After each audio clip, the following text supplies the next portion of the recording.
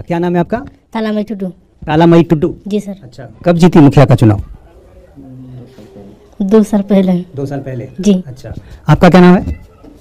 आपका नाम? मेरा नाम वसीम अकरम। आप इनके पति हैं? जी। अच्छा, वजह क्या रही? चुनाव लड़ने ही के लिए ये शादी किया कि चूंकि आरक्षित सीट है? नहीं। घुसपैठियों की वजह से झारखंड में आदिवासियों की आबादी लगातार घटती जा रही है, मुसलमानों और ईसाइयों की आबादी बढ़ती जा रही है। जिस चल रहा है उसी तरह संथाल और पहाड़िया के बीच में शादी जहाद दिया, लड़कियों से, आदिवासी लड़कियों से शादी करना, उसके संपत्ति को अधिकार में लेना और फिर वहां पर अपना घर बना के रहना, और उस घर को लोग नाम देता है जमाई टोला, यानी हम आदिवासियों के जमाई हैं। क्या नाम है आपका? प्रिसिला हंसदा। आप यहाँ की मुखिया है? मुखिया है। आप इनके पति हैं? जी। क्या नाम है आपका? मोहम्मद रफीक अंसारी। आप दोनों ने शादी कब की? हो गया 14 साल। 14 साल पहले। नोडे खन गे बड़ाय दाड़े कने संताल कुड़ी गिद्रे भूले भूली कते सापला कते ओका लेका तेहन तुड़ुक ओंडे संताल जगह ओका लेका को हतावदा ओना ना चितर गे अबो बन नेल दाड़ेया कना। सानाम कोगे नवा संताल दिसम टीवी पाटा सेन को लासा हे जोहार इ रेना थस्ता तो दिनम दिन लेका के तेहनो आर मि सता मते हे सेटर होइना अबो को तलारे तो तेहन जहां सता मते बन गालमरावा ओना दो अबो तलारे तेहन संताल को तलारे जहां लेका एटा धर्म रे अबोरेन हर को कन्भार्टक कना ओना तो आदो लई तेना बनुआ। अब बन नेल कदा तेहन गपा जहां सोशल मीडिया तला कोते से अब धारा धारी करे जहां लेका एटा धर्म रे संताल हर को कन्भार्ट कना ओना ना चितर तो अब बन नेलेत गे दिनम दिन गे। किछु दिन मांग बाकुड़ा ना जहां बाबुडी आतो रे बिचार होइना जे संताल हर ईसाई धर्म रे को कन्भार्ट कना। खाली ईसाई धर्म दो बांग ओना सासावते ते संताल हर को आरो जे एटा धर्म मेना ओना धर्म रे को कन्भार्टक कना। जहां निये मांग जहां वीडियो तल तगे फुटेज उदू आपे थाइया जे पश्चिम मेदिनीपुर जिला ना वालतोल सुर सिरिसबनी को लेदा ओंडे हो संताल हर हिंदू धर्म रे को कन्भार्ट लेन थाइया सेको नितो हो को कन्भार्टक कना। ओना सासावते आर हो सारना धर्म रे हो आबो संताल हर को कन्भार्टक कना। तेहन आबो बन दाबी दाड़िया आ तो इया नोवा कथा आंजम कते बेजार ऐकोआ मेनखान सारी कथा तो नोवा कना जे सारना धर्म हो आबोआ धर्म दो संताल लेकाते दो बांग कना। संताल होयतो ओंडे बन मेसा कना से बन चलाव कना से संताल हर होयतो बन लैदा जे सारना धर्म आबो कना मेनखान आबो जुदी गहिर सही बन उयरा सारना धर्म हो से संताल सुमुंगा दो बांग कना ताले संताल सुमुंगा जुदी बांग कना ओना धर्म दो आबोआ धर्म दो बांग कना। संताल दो निर्दिष्ट सारी धर्म कना आदो सारी धर्म लय लेखान ओंडे रापाचा मेनते पे मन मोनेया मेनखान सारी कथा दो कना ओना ना पुरुप ओना ना जुक्ति अब बन नेल कदा निये लहारे बन लई कदा मेनखान ओना जुक्ति तर्क रे दो इन दो बन चला कना। संताल हर एटा धर्म आरो जहां को मेना कदा ओना धर्म रे ओका लेका कन्भार्ट कना अब बन बडाय कदा मेनखान नुवा इदी कते आबोरेन हर तिने को तुमकी तलाश कदा आबोआ संगठन को जहां मेना कदा तिने नुवा इदी कते को कामी जम कना इया दो बडाय बनुआ। नुवा धर्म ना कथा लई लेखान गे किछु हर को ललैया जे धर्म ते दो अंध कोय से धर्म ते दो मूर्ख कोय मेनखान अब जुदी बन नेला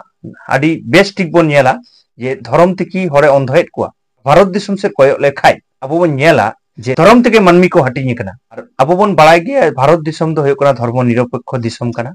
नोआ धर्म निरपेक्ष दिसम रे अब जुदी गहिर सही कटी बन उहिरा से बन नेला भारत दिसम रे जहां तिना ऑफिस अदालत को ताहेना जहां तिना सरकारी दफ्तर को ताहेना ओना जायगा दो ओका धर्म रा चर्चा आईन तो बाय गानोआ। तो मेनखान आबो जुदी बन नेला जहां आईनी जायगा करे हिंदू धर्म ना चल से हिंदू धर्म एलांग से अरसंग हिंदू धर्म तेगे ओना जायगा को कैप्चर कदा। आबो जुदी बन थाना रे बन बोलोना थाना बोलो साथे दुआर रेगे काली बखान शिव मंदिर दको तैयार कदा और ओंडे धर्म को चर्चाय तको। मेनखान आबोरेन हर जहां को लेलै कना जे धर्म रे बाबो चला धर्म नि बाबो रापाचा धर्म ते दो बन मूर्ख कना से धर्म ते बन अंधक कना मेनखान ओना जायगा करे गे तेहन जहां को लैदा जे आईनी व्यवस्था मेनखान जहां आईनी व्यवस्था रे हम चला कना ओंडे के तो धर्म लादे कना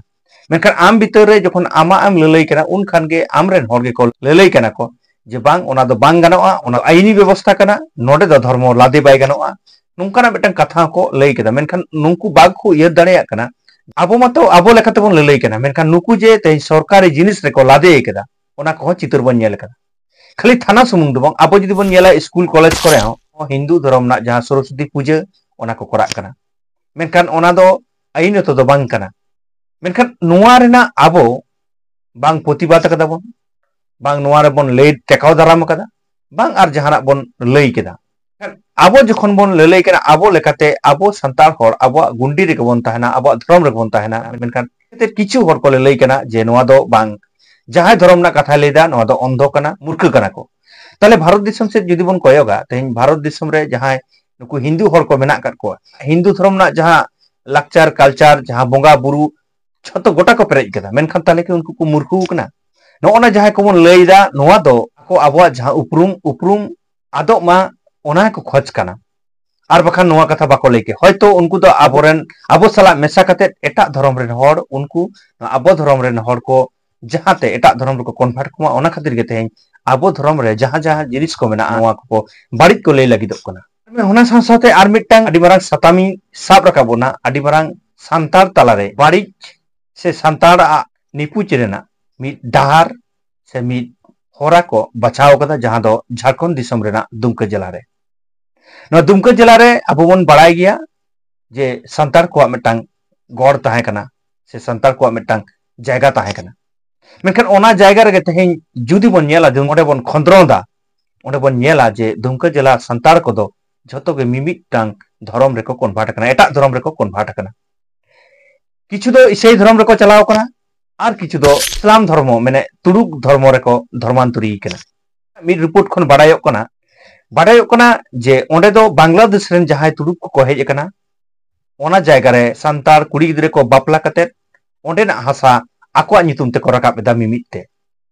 नोआ कथा दो इन्या दो बांग कना नोआ कथा दो मिड रिपोर्ट खन मिड टीवी चैनल और तुमकी तलाश कते न्याम कना वो आदिवासी लड़कियों से शादी कर रहे हैं, आदिवासियों की जमीन पर कब्जा कर रहे हैं और ईसाई धर्म को साथे आर हो जहां इस्लाम धर्म आते जहां सावता तलार को राज को चलावदा सांतार तलारे जहां को राज को चलावदा ना दो आदि बतरान और मिड दिन हिलो मिटटांग विशाल जायगा रे चला अबोरन सांतार हर बई बईते ओना जायगा खन को आद छबा और ओंडे तुडुगा मिटटांग राज हुआ बड़ाई नाम करा बांगमा ओंडे दो एकेन तुडुगा मस्जिद तैयार करते को पेरेज कदा। इस तरह की ढेरों मस्जिदें आपको नजर आएंगी और ऐसी मस्जिदें पिछले कुछ सालों में बनी है और नई मस्जिदें लगातार बढ़ाई तही जे सिदु कानु रेन गे वंशधर मी रामेश्वर मुर्मू तुडुगा तीते जी चलाव लेन तया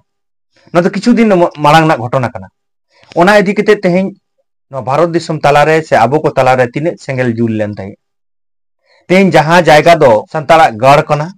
जहां जायगा मेना को दिकु हो संतार ते कोरोड़ा तेहें ओना जायगा रे तुडुगा तीते आबोरेन सिदु कानु रेन बिरोधलिया जी चला नोआ दो बांग होई दाड़िया मेनखान नोआ इदी कते दिसम सेंगल की जुल लेना चिदा बांग जुल लेना चिदा ओना ना एलांग बांग तार को लेना गोटा जायगा रे चिदा ओना ना एलांग तारस बांग बजा लेना आबो को तलारे ताले कि आबो सांताड़त थकोमन ओचो कना कुकली तो नोडे हिजुक कन गया तो नुंकाना उयर चिंता भावना आबो जहां सामाजिक संगठन को बन लैयो कना आबो जहां मारांग सामाजिक संगठन सोशल मीडिया करे ऑल को बन नेल कदा बृहत्तम सामाजिक संगठन जहां सामाजिक संगठन बन लैयो कना ताले नोय जे समाज रे नुना किछु नोय एटा धर्म ना असंग आबो सांतार हर एटा धर्म रे को धर्मांतरिक कना नोआ टेकाव धर्म ना उयर चिंता भावना ताले तिने मेना कुकली द नोआ हिजुक कन गया तेहें नोआ दुमका जिला ना जहां मुहिंग दोसा जुदी नोंका गे चला एनखान मिद दिन हिलो ओंडेरन सांतार बई बईते एटा धर्म रे को धर्मांतरी चाबा आ सांतारा बांग मन बांग सांतारा चिन्ह गे ओना सांतार परगना दो बांग ताहेना तो सांतार परगना रे जहां चला कना ओना इदी कते अबो बन खंद्रन बा सानाम कोगे इन जहां तेरे इन बडाय कदा ओना ना आपे को तलारे इन सदर किदा सांतार परगना जहां मुहिन दोसा नेल कते अब उयर चिंता भावना दरकार अब जहां सामाजिक संगठन को बन लई केना सामाजिक संगठन के एकमात्र दाड़िया जे नुकु ओवार दो से नोआ सांतार सावता बांचा दो इन हुडी साइजा मिटंग मैसेज आपे को तलारे साब रखना इन जिक्र केदा जे सांतार परगना जहां अनाट एटकेटोड़े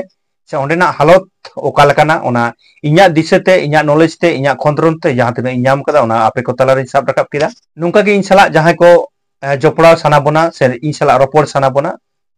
तो सानाम कोगे इन सला जपड़ा माबो नोआ सांतार दिसम टीवी रे जहां को नोआ सांतार दिसम टीवी निथ हो आरिबन सब्सक्राइबा दाया कते बन सब्सक्राइब गड कामा आ जहां फेसबुक पेज खन बन नेलेदा उनको दो नोआ रायानंद हांसदा फेसबुक पेज बन फॉलो गड कामा मानखान नोआ वीडियो मुच्चद हाबि नेल लगित इन पाटा कोन आइमा साराव आ जोहारिन चाल केदा।